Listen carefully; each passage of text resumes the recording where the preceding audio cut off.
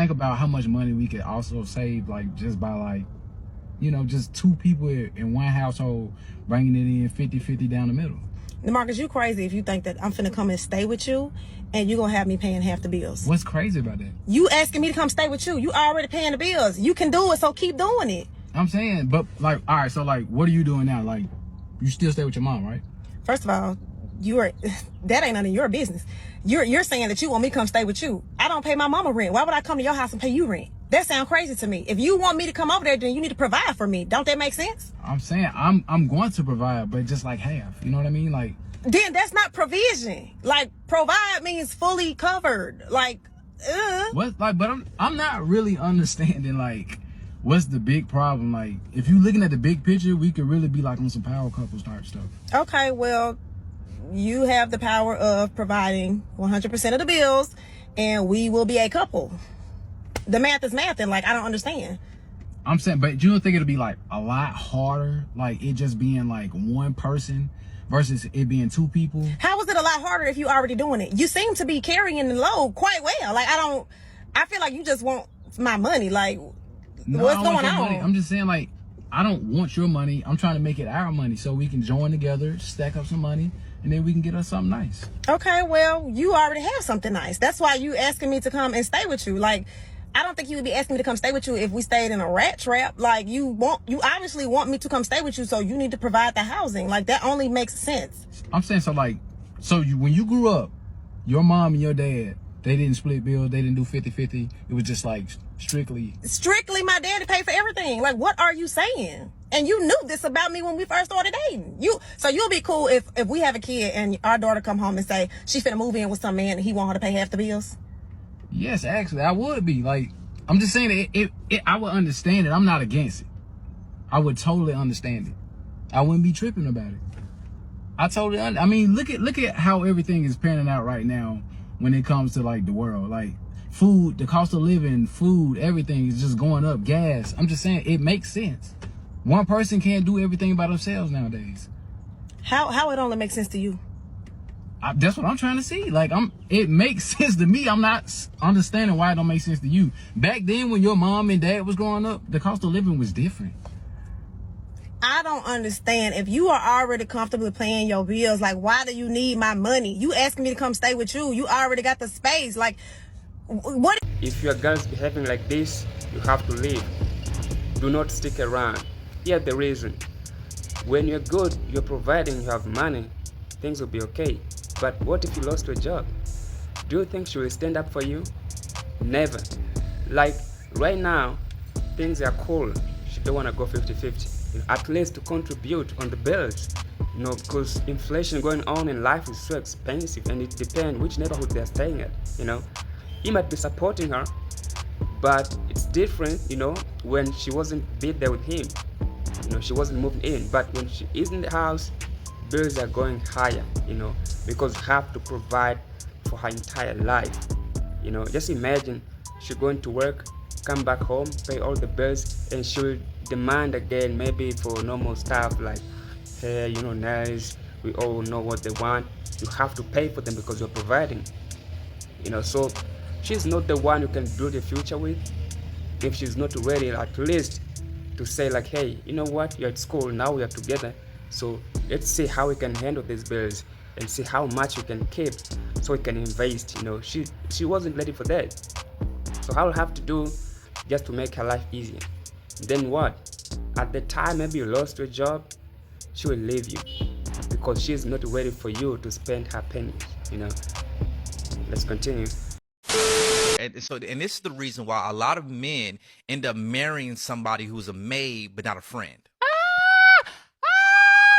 Bro, I'm gonna throw some your way, and I want you to answer that. This is the reason why she's washing your clothes. She's doing everything that you want her to do, but you don't want to talk to her. She easily irritates you because you don't even like her. That's what I want to get to. Thank you for going there. You don't even like her. Bro, I've talked to several married men who told me that they don't like their wives. I asked them, well, are you at least friends with your wife? They're like, friends? I bet they do. I bet they do everything for them, though. They do everything for them, though. Can I say something? You make enough money to marry a maid.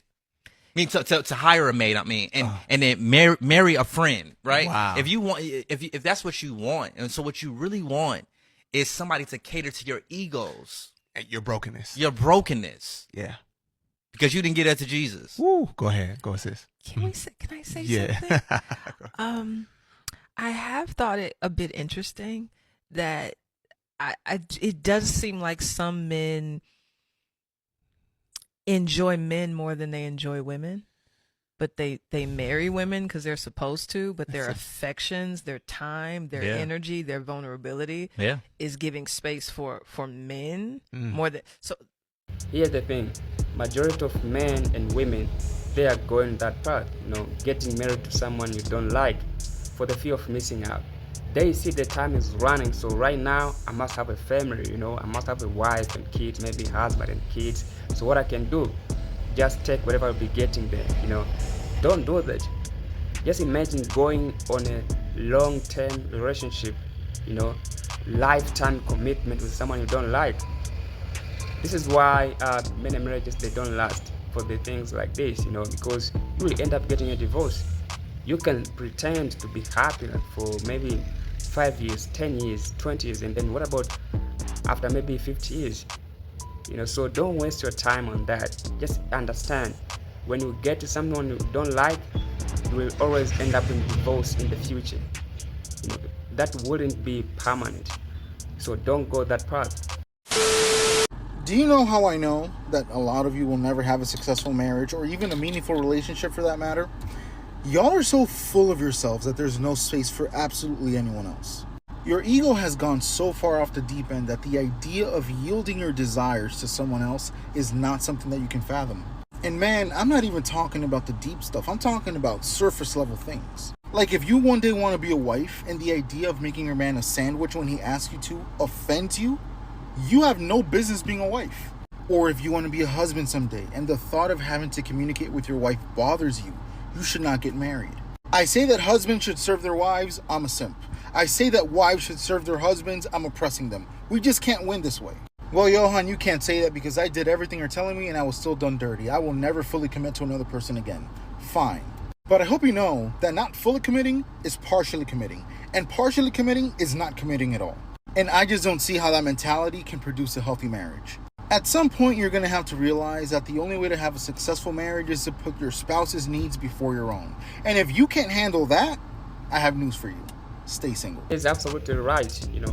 In order for a marriage to be successful, one have to step down, one have to be lower than other, So if you both want to act like you are tough in the marriage, nothing will last, So in the entire idea of getting married, people, they just misunderstood it, because it's like we're in the marriage, like for women, the idea of getting married, you have to provide for their lifestyle, making their life easier, but they do nothing to you, like it's your job to provide.